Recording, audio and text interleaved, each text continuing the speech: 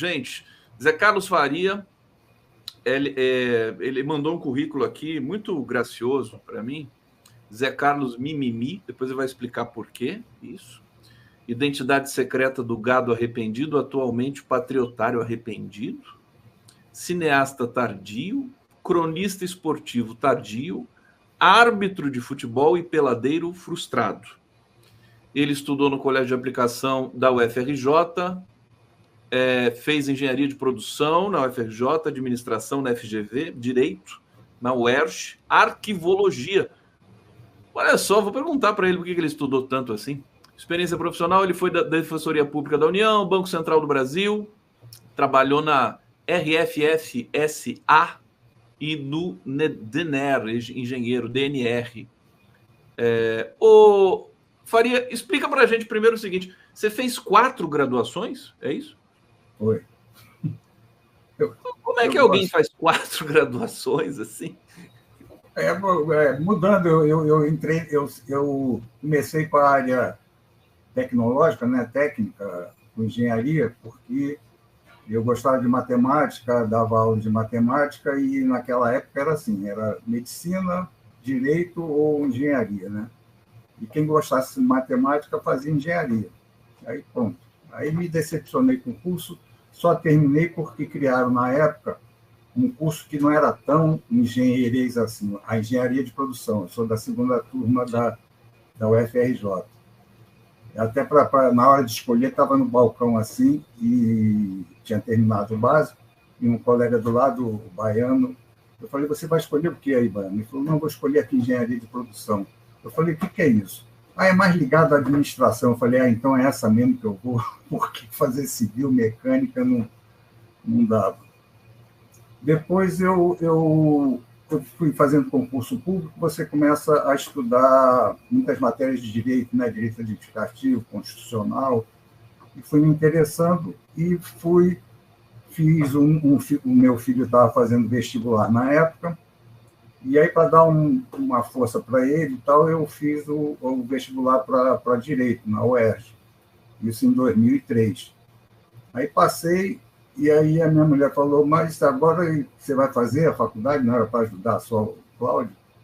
Falei, mas eu passei em uma das melhores faculdades, como é que eu não vou fazer? Aí fiz direito, e isso me proporcionou eu era funcionário do Banco Central, ser cedido para a Defensoria Pública da União, onde foi realmente a minha realização profissional já no final da minha vida profissional.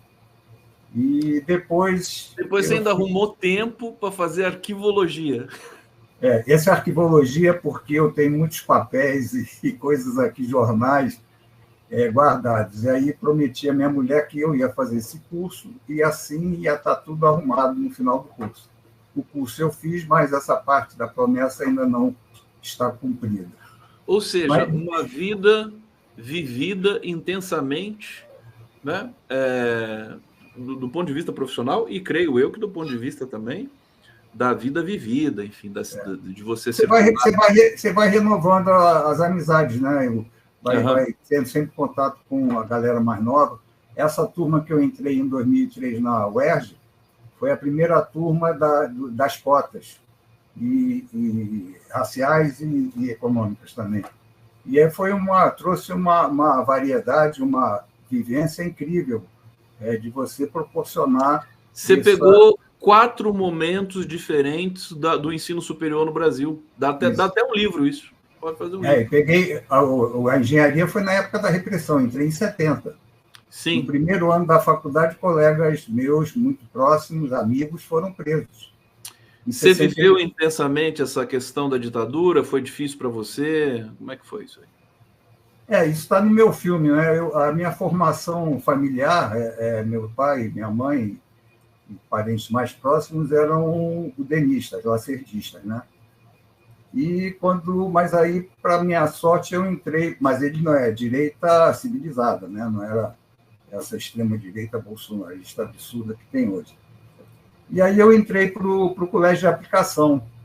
O colégio de aplicação foi quando se deu a minha virada ideológica, isso eu coloquei no filme, porque eu comecei torcendo pelos americanos na Guerra do Vietnã e terminei torcendo dos vietnamitas e vietcongs. E eu tive um professor de história que foi nosso paraninfo do ginásio, o professor Ilmar Roloff, que essa expressão é usada até hoje e eu ouvi a primeira vez, que é o Complexo Industrial Militar Norte-Americano, que está sempre interessado em que se tenha alguma guerra para eles poderem fazer juiz aos seus lucros e tal. Então, até hoje, os Estados Unidos sempre está com uma guerra em alguma parte do mundo para poder municiar esse complexo industrial militar. Acho que é o Kissinger que está aqui, né? Não, esse é o Lincoln Gordon. Ele apareceu. Esse aí que era o embaixador aqui na época do golpe. Embaixador na época do golpe. Que aparece muito nesse filme do Camilo Tavares, que é ótimo, é O Dia que Virou 21 Anos. O Dia que Virou 21 Anos. Vamos falar um pouco desse filme aqui, porque primeiro explica uma coisa, são imagens aqui do filme do Zé Carlos Faria, Cemitério Park. A gente vai falar um pouquinho do filme daqui a pouco. Agora explica por que o Mimimi. O pessoal conhece você como Mimimi. É isso? A tabuleta está aqui atrás ali. Está aí atrás? Chega de mimimi. Está aqui, ó. Chega de mimimi. Milico, milícia e mito. Em 2021, quando começaram aqueles protestos contra o Bolsonaro, eu criei uma fantasia do gado arrependido. Eu ia com a camisa amarela da seleção, uma faixa, gado arrependido. Depois eu sofistiquei e coloquei aquele chifre, que tem um chifre aqui. Mas eu, no primeiro momento, numa manifestação, eu fui só com a camisa, essa faixa e esse cartaz. Porque era uma forma de você inverter esse slogan que o Bolsonaro cansava de falar e tudo era mimimi, fica de reclamação, para de chorar, mimimi para cá, mimimi para lá. Aí eu incorporei esse jargão e concordei com ele, chega de mimimi, mas aí você tem que parar, chegar de quê? De milico, milícia, mito, e depois tem outros mis também, micheque, miséria, misoginia. Na época também, se você quisesse, aqueles ministros todos, o Aras, ministro Aras, ministra Damares, ministro... Então, tem muito mi para a gente... Mi que não acaba mais, que é uma nota musical tão linda também, mi, do, ré, mi, né? Temos o mi aí. Ô Zé Carlos, e você é um carnavalesco também, né? Sim, essa fantasia do gado arrependido eu comecei a usar no carnaval. A versão anterior era coxinha arrependido, na época do Temer. Depois virou bosomínio arrependido.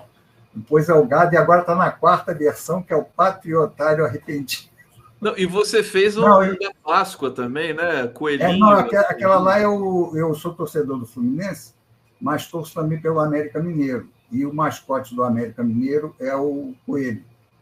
E aí eu saía só com a camisa do América Mineiro, e aí, de repente, tinha muito mineiro aqui em bloco no Rio, e aí o pessoal, coelho, coelho, coelho. Eu falei, mano, que coelho é isso aí? E aí eu vou mostrar para vocês. O mascote era o coelho, aí botei as orelhinhas, criei essa fantasia do... Espera aí que eu tô baixando aqui para mostrar para vocês o Zé Carlos Faria em ação no Carnaval e também manifestações pela democracia, contra o fascismo, né? Você teve em todas também, né, o Zé Carlos? Eu acho que a gente tem que ir para a rua, pô. Tem que agora teve essa manifestação grande lá do excrementíssimo, né? Eu gosto de chamar de excrementíssimo, o pessoal do Galantes fez que chama de excrementíssimo, o Helder. E outro dia, em alguma live, alguém explicou por que a esquerda não vai para a rua, porque quer dizer, foi aquele sufoco, né? Para tirar o Bozo, tiveram muitas manifestações, mas agora está numa coisa meio blasé, assim, quer dizer, conseguimos o poder, e você também, como é que chama? Criar uma motivação, né, para ser a favor é mais difícil, quer dizer, ser contra, ser oposição, é mais fácil de de motivar o pessoal a ir para as ruas. Mas eu procuro e sempre, vou sempre com essa fantasia do gado, e justamente para motivar Deixa eu colocar essa algumas aqui, ó. Vamos começar aqui. Essa aqui, você estava na Papuda, né? Foi o carnaval desse ano, Não, né? foi desse ano, é. Essa aí já é o Patriotário. E esse aqui do lado tá fantasiado de Xandão, né? O cara botou um plástico na cabeça. É sensacional isso aqui, né? E a placa de mimimi ali embaixo, fazendo parte também, e o chifre. E a faixa ali está Patriotário. Essa já é a quarta versão.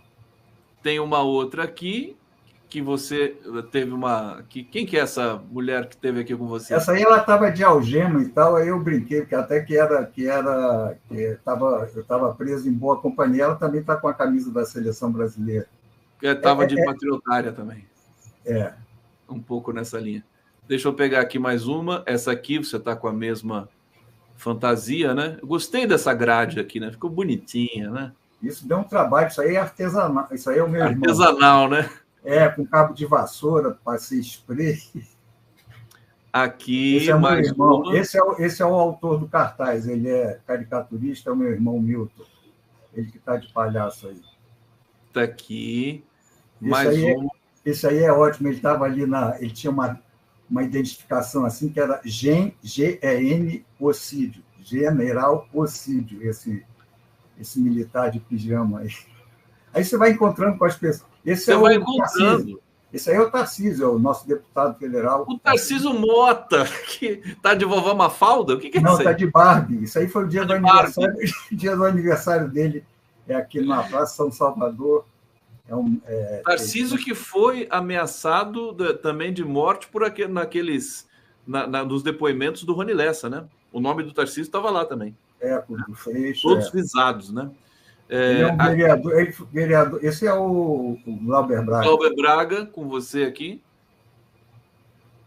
E essa aqui, que é a minha preferida, que é o Zé Carlos Faria de coelhinho da Páscoa, né? Aí quando tem a Páscoa, é tradicional eu botar nas redes sociais desejando feliz Páscoa.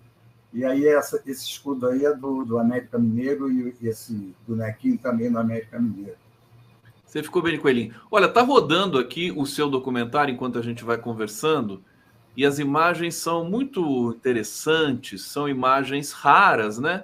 Fala um pouquinho pra gente, o que te levou a fazer esse documentário, que ele tá na plataforma Vimeo, mas acho que se as pessoas aqui, por exemplo, quiserem assistir, eles têm condição de assistir? Tem, eu mandei a senha para você, pode botar. Isso aí é a Marcha da Família com Deus pela Liberdade.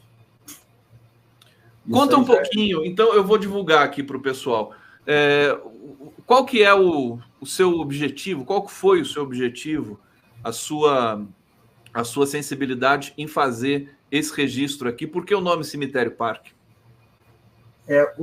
Esse foi o segundo documentário que eu fiz. O primeiro foi numa oficina do Arquivo Nacional com material do Repórter Esso, que é o Testemunho Ocular da História, que é um filme mais curto de 7 minutos. Esse aí, como você comentou, eu fiz arquivologia na Unirio e me interessei por essa parte de preservação e arquivos audiovisuais. Então, o meu TCC, além de ter a parte escrita, lógico, esse documentário foi incorporado a ele, é uma média-metragem de 30 minutos. Eu sempre morei aqui do lado do Parque Lage. Na época, eu tinha 14 anos e o Lacerda era o governador do antigo estado da Guanabara. E ele fez uma solenidade aqui de tombamento do Parque Lage, a qual eu assisti. E eu, na condição de lacerdista, com 14 anos, todo entusiasmado, fui lá, cumprimentei ele uma vez, depois eu dei uma volta para cumprimentar o Lacerda de novo. Depois ele brigou com o Roberto Marinho, porque ambos apoiaram o golpe, porque ia ter uma eleição em 65, e ele já era candidato indicado pela UDN. Mas os militares, com o golpe, gostaram do poder, o Castelo Branco prolongou o mandato dele, né? E aí o Lacerda brigou com o Roberto Marinho. E quem era proprietário dessa área grande aqui, que tem um palacete maravilhoso ali, era o Roberto Marinho, o Armando de Mello, pai do Collor de Mello, e o banqueiro Moreira Salles. Eles tinham uma imobiliária e a ideia deles era construir ali um condomínio de luxo, ou, segundo uma versão do Lacerda, construir ali um cemitério. Por isso o nome Cemitério Parque. Então, nesse filme, nesse documentário que eu fiz, não existem cenas gravadas do discurso do Lacerda. Mas aí eu pesquisei no Arquivo Geral da cidade, da prefeitura, o áudio do discurso da Rádio Roquete Pinto. E pesquisei no Arquivo Público do Estado fotos desse evento. E, então, esse é o fio condutor do filme, o tombamento do Parque Lage. Mas ali a minha história também, isso é o caso do triplex, aí é ótimo. Eu coloco ali a minha história, né? A minha conversão, como é que minha iniciação na política, essa passagem pelo colégio de aplicação, movimentos estudantis, quer dizer, a minha transformação ideológica com o contexto. Então, além desse material de arquivo, eu consegui no Arquivo Nacional também, no IFAM, o processo de tombamento, eu junto também fotografias e material do meu acervo, que eu consegui juntar, não tão bem organizado ainda. E aí conto essa história, conto também, ao final, não vou dar spoiler, porque o Parque Lage ele foi cenário de muitos filmes, né? O Terra em Transe, o Macunaíma, aquela cena histórica lá da feijoada na piscina, né? do Jardel Filho caindo dentro da piscina. Tem um filme do Cacá Diegues também, que agora esqueci o nome. O enterro, o corpo do Glauber Rocha foi velado lá no Parque Lage. E aí eu descobri um filme raro sobre a história do Frei Beto, com Nelson Xavier, como um filme de 16 milímetros. Está no YouTube, chamado Martírio... Agora já esqueci. E que foi gravado no Parque Lage. Esse filme, o Nelson Xavier representando o Frei Tito de Alencar, né? Que eu não sei se todo mundo conhece a história. Ele era daquele grupo dos dominicanos, do qual o Frei Beto fazia parte. Foi preso, barbaramente torturado pelo Fleury, né? Lá em São Paulo. E ele foi trocado pelo embaixador, acho que o suíço, aqueles 70 presos políticos. Ele foi para a França, mas atormentado, né, pela tortura, ele veio a se suicidar em Lyon, na França. Ele primeiro foi para o Chile, depois para a França. Então, eu junto essas histórias todas e fiz esse filme. E o título em função desse tombamento, que é o fio condutor do filme. Olha, gente, deixa eu só falar aqui com o pessoal, também vou para o bate-papo aqui para a gente trazer um pouquinho a reação, aqui os comentários do nosso público. Está aqui o link para quem quiser assistir o Cemitério Parque, o link do Vimeo e, na sequência, a senha. A senha é Parque Lage, tudo junto, minúscula. Está no bate-papo aqui, não precisam copiar. É só você, na verdade, copiar com o mouse, né? Ou então com o celular, para vocês terem acesso a esse filme. Tem um outro filme do Zé Carlos que está no YouTube também. Daqui a pouco a gente vai falar dele e eu coloco o link aqui para vocês também. Deixa eu só tirar esse comentário para a gente trazer outros comentários aqui do nosso público. Olha, a Sari está dizendo aqui, eu quero votar no Thiago Lula. O Thiago é uma figura adorável, realmente, né? A família do Lula, acho que o Zé Carlos estava aqui no bastidor, né, quando o Thiago veio aqui. A família do Lula nunca se expôs, né? Aliás, era meio que uma regra, assim, até hoje, aliás, né? Agora, o Thiago é um menino, né, que está ali, está se movimentando, né, tem vida própria e tudo mais. Ele vai com tudo. É uma coisa importante para a gente que ele faça isso. A Vivian está dizendo, Brito, inteligência além da vida, aqui eu elogio para o Brito, tomara que ele não escute aqui para não ficar todo metido, né? Lília Oliveira, não tem dinheiro que pague a live com esse trio? Obrigado, querida. Vive, que inveja do Faria, sumidade. Edson Antunes, os militares confiscaram a Paner porque o dono era amigo de Jango e havia mandado de um avião para buscá-lo em Paris. Logo após a Paner virou a Varig. É tanta sujeira na história brasileira. A Vivian está aqui dizendo I am so sorry, Condão. São ótimas condições para assistir sua live, incontáveis advertises. Mais comercial que live. Tá tendo muito comercial aqui no YouTube. Depois eu vou calibrar isso aqui. Ô, Zé Carlos, eu queria que você falasse um pouco da sua experiência. Eu me lembro que quando eu estava com o Miguel Paiva aqui uma vez, você acho que apareceu no bate-papo, e vocês são amigos, né? Quer dizer, vocês estudaram juntos no colégio da UFRJ, é isso? É o colégio de aplicação da UFRJ. É um colégio, um ensino público de qualidade, que se mantém por longo tempo, e era um colégio que sempre teve essa, como é que fala, escola sem partido, sempre foi uma escola com partido, porque era o espírito crítico, era um colégio que você discutia assuntos políticos, e eu estudei numa época complicada. Eu entrei para lá em 63 e saí em 68. E professores foram perseguidos também, chegaram a ser presos e torturados.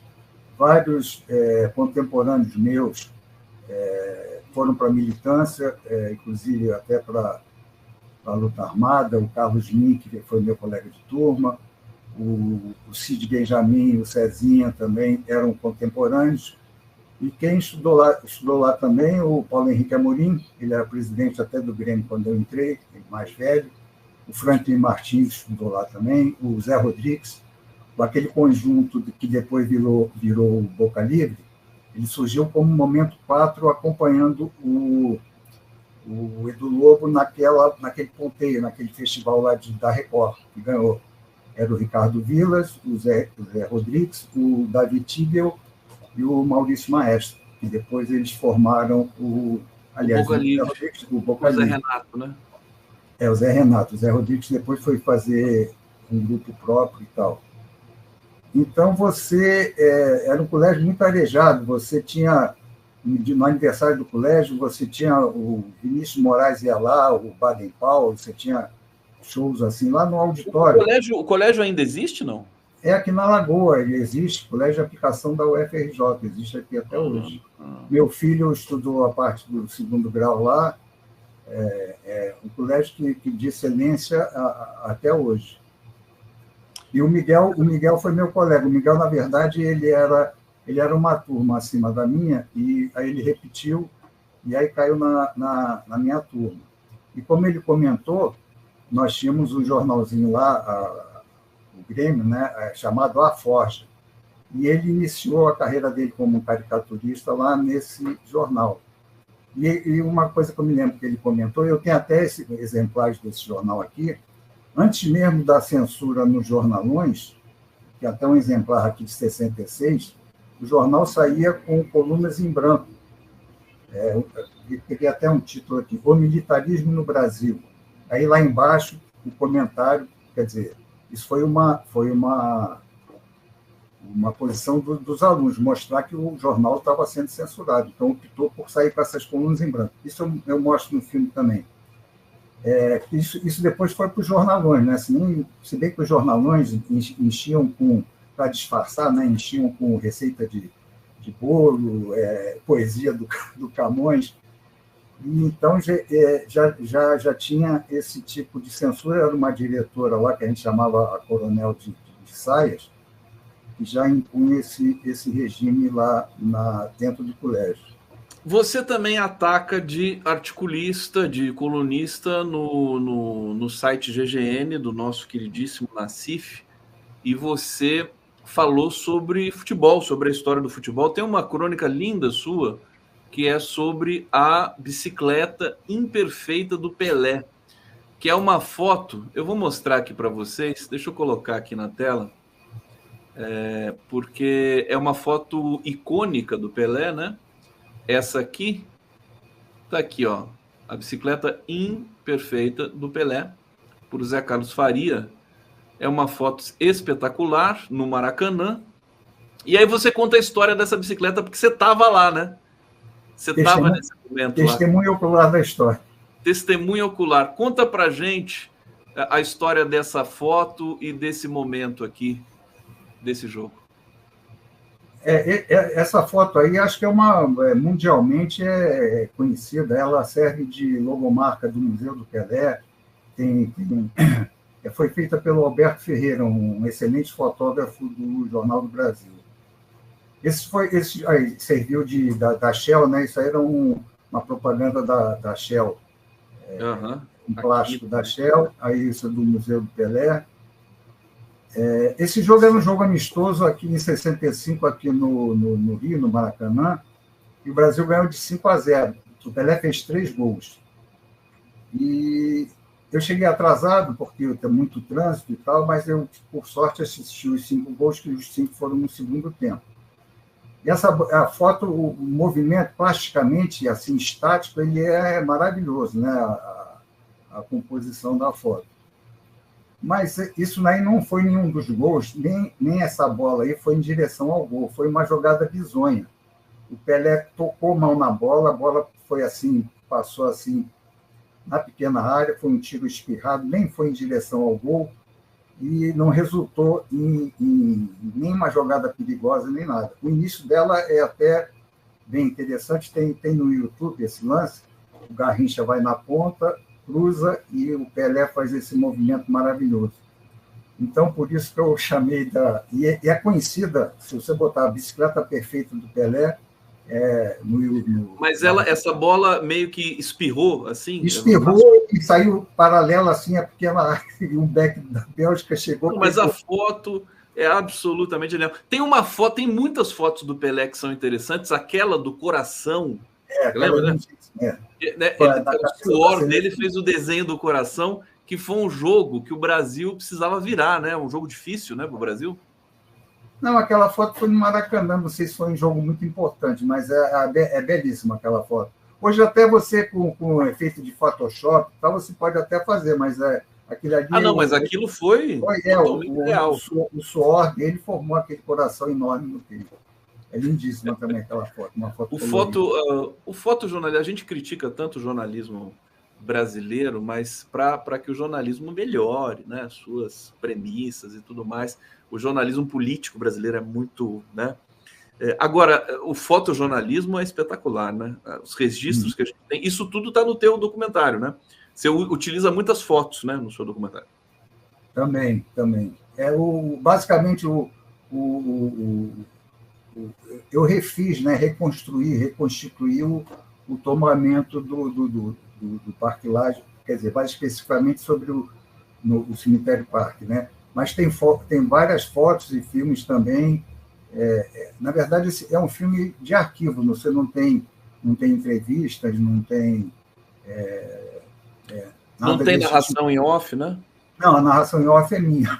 A narração em off, tem uma narração em off. A narração em off é minha, mas tem, de cinejornais, tem o áudio original, né? Que fica bem interessante também você escutar aquela impostação, né? Sim, clássica, né? E sempre me remete à ditadura, né? Sempre. Aquela coisa do Canal 100, né? Canal 100 é anterior à ditadura, é bem anterior, né?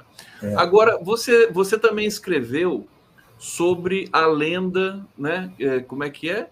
A lenda que supera o fato e que daí imprima-se a lenda. Eu achei que essa frase era uma frase muito rodriguiana, né? Parece aquela assim, se os fatos são contra mim, melhor para os fatos. Conta essa história, porque você fala aqui de uma jogada que o Garrincha ficou com a fama e que o Vavá que fez a jogada. Como é que é isso aí? Não, essa frase é a frase final daquele filme O Homem que Matou o Facínora. John Ford. A história é que o James Stewart, né, que era um advogado fraquinho e tal, ele fica com a fama de ter matado o Facínora, que era o Lee Marvin. Mas, na verdade, foi um amigo dele, que era pistoleiro, que era o John Wayne. Mas teve um duelo, o James Stewart, que era mata, quer dizer, para todo mundo mata o Facínora, mas é o João que mata.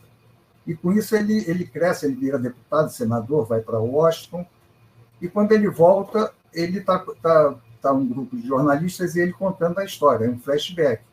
E aí ele faz essa grande revelação, que não foi ele que matou o bandidão lá. Aí tem um repórter, a cena é ótima, tem um repórter que está anotando, aí amassa o papel e joga fora. Aí ele fica assim, surpreso, e o repórter fala essa frase: se a lenda supera o fato, imprima-se a lenda.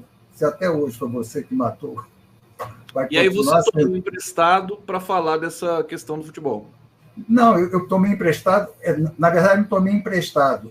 Essa foto eu tenho a revista da época e sempre me incomodava. Se você botar Garrincha aí, essa foto vai aparecer, é uma foto do primeiro jogo na Copa de 62, contra o México, o Brasil ganhou de 2-0, e tem um jogador cercado por 8 backs mexicanos. Tem versões dessa foto que ainda aparece o goleiro, que era o Carvajal. Então, seriam 9 jogadores. E não aparece nenhum outro jogador brasileiro aí. E pela posição ficou atribuído ao Garrincha, mas eu tenho a foto original que saiu numa publicação do Cruzeiro, que tinha reportagem sobre a Copa de 62. E aí o Fernando Calazans tinha uma crônica, uma coluna no Globo. E aí estava uma discussão, estava surgindo um jogador, Felipe, que jogou no Vasco e tal, e estavam comparando o Felipe ao Garrincha, que ele driblava bem e tal. Aí o Fernando Calazans chegou, e essa foto está no livro do Rui Castro, essa foto que não é o Garrincha, que é o Vavá. Aí o Fernando Calazans chega e escreve: olha, para marcar o Garrincha precisavam de 8 jogadores, não sei o que e tal, e cita, veja a página tal do livro do Rui Castro em que aparece o Garrincha cercado por 8 jogadores. Aí mandei um e-mail para o Fernando Calazans, elogiei a crônica e tal, mas falei: mas essa foto aí não é o Garrincha, é o Vavá. E aí ele que me respondeu com essa frase: se a lenda supera o fato, imprima-se a lenda. Esse jogador vai continuar sendo Garrincha. Caiu o Conde. Tá aí, não, estamos aqui. Ele cita o filme e fala que e aí por isso que eu dei o título dessa crônica, aproveitando essa... Zé Carlos, para gente terminar aqui, eu queria que você falasse um pouco sobre como é que você está vendo o momento do Brasil, primeiro 1 ano e meio praticamente de governo Lula, as ações muito intensamente, a gente tem vivido muito intensamente. Essa semana que está um pouco monótono, assim, mas tirando ela, né, a gente não teve um dia sequer de tédio na cobertura política brasileira.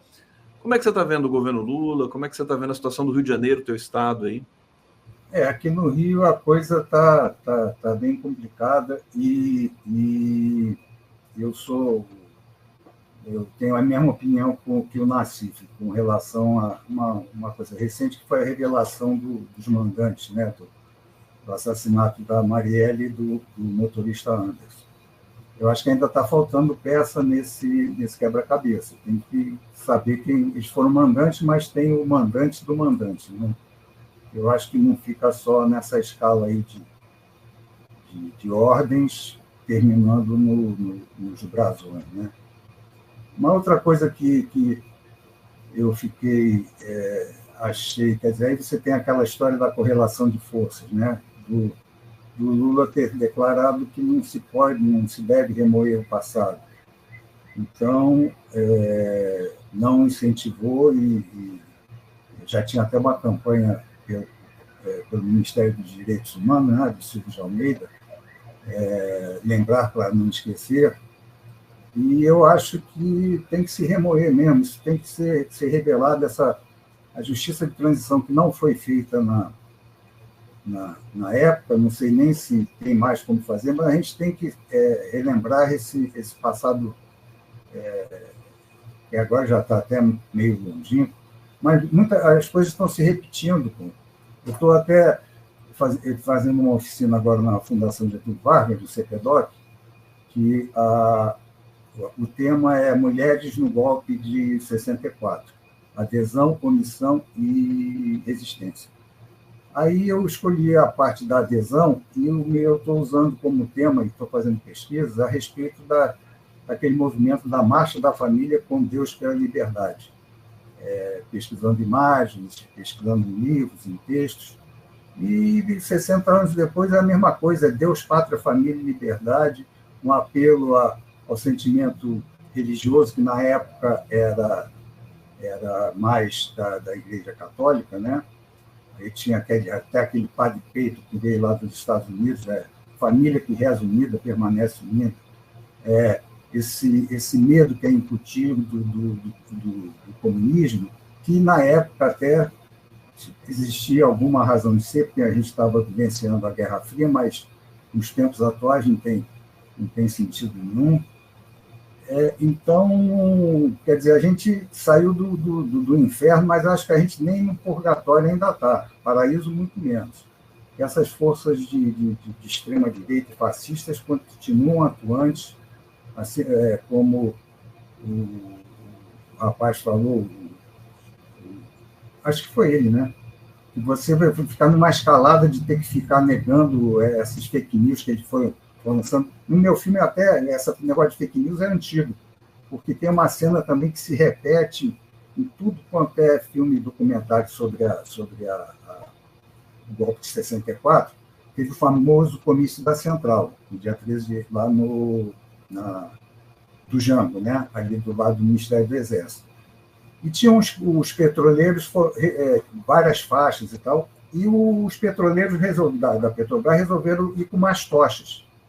Aí deu ruim, né? Teve um determinado momento lá que essas tochas pegaram fogo nas faixas, e aí o pessoal ficou agrupado assim para poder apagar.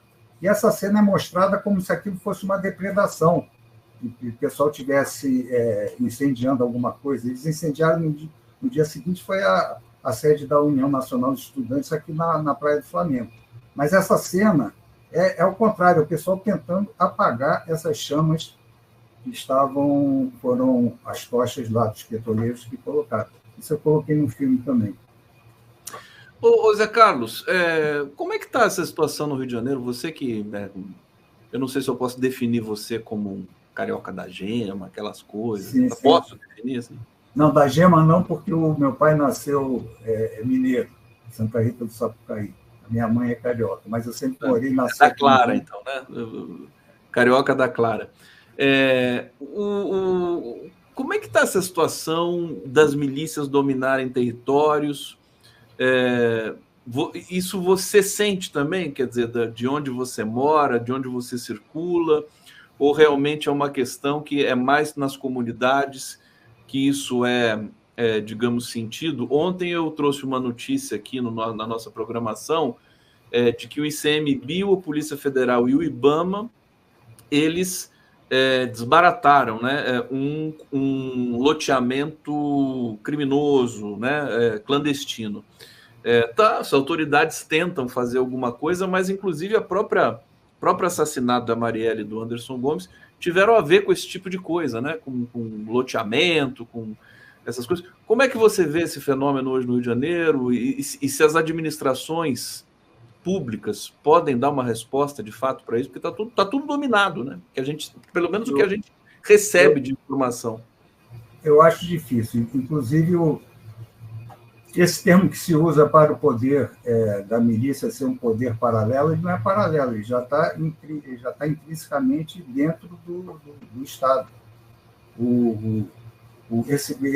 Quer dizer, vários governadores, tirando a Benedita, acho que foram presos. E esse agora parece que tem uma notícia recente do Ministério Público do Estado, também com uma ação contra ele, do financiamento da campanha dele, que ele criou uma opção de funcionário fantasma lá no órgão ligado à UERJ, que fez pagamentos milionários, uma coisa absurda, que deve ter sido para financiar os cabos eleitorais dele.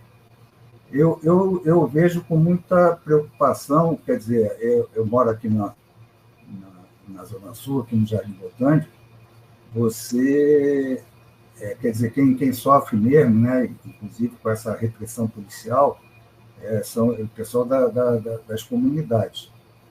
Mas eu mesmo já, no meu caso, por exemplo, já fui vítima assim, de pequenos furtos, né? De estar com uma correntinha assim na praia e chegar um moleque e puxar e tal. Inadvertidamente, a minha reação foi correr atrás do rapaz. Aí tropecei e estou cuidando do maldito rotador até hoje em função disso. Mas é complicado, muito complicado. Inclusive, as forças de oposição aqui também, o PT aqui também não é muito... Tem expoentes bons, até tem uma geração nova de mulheres negras, né? Aí está a Iná de Paula, o pessoal também tem candidatos importantes, interessantes, o próprio Tarcísio, o Glauber, daqui do Rio, tem o Chico Alencar, mas a força é muito, muito grande. A milícia está embrincada aí no poder. E é um dos mitos que eu combato lá, milícias e mitos. Zé Carlos Faria, aqui no 11 News. Deixa eu agradecer você, meu querido. Obrigado pelo carinho aí. Você está aqui junto da gente, da nossa comunidade, sempre presente. É um prazer, satisfação te receber aqui no nosso 11 News, nosso programa. E fica o convite para voltar de novo, para a gente fazer outros comentários, trazer outras. Você está preparando alguma coisa, não? Algum filme, alguma... Eu estou fazendo essa oficina lá na FGV quer dizer, dentro da oficina você vai oferecer uma proposta de roteiro de um curta de 20 minutos e o meu vai ser com essa temática da Marcha da Família com Deus pela Liberdade. Zé Carlos Faria, a gente segue aqui no 11 News. Obrigado, querido. Obrigado a você, estou à disposição. Um abraço para o pessoal todo aí. Parabéns pelo programa e o seu parceiro, o Nassif, hoje você é parceiro dele, né, às quintas-feiras, né, no programa de noite. Nassif é uma pessoa maravilhosa, ótima, que é uma amizade que eu fiz aí também virtualmente. A gente tem identificações em comum, ele estudou lá em Santa Rita, a terra do meu pai. Ele é muito bom mesmo.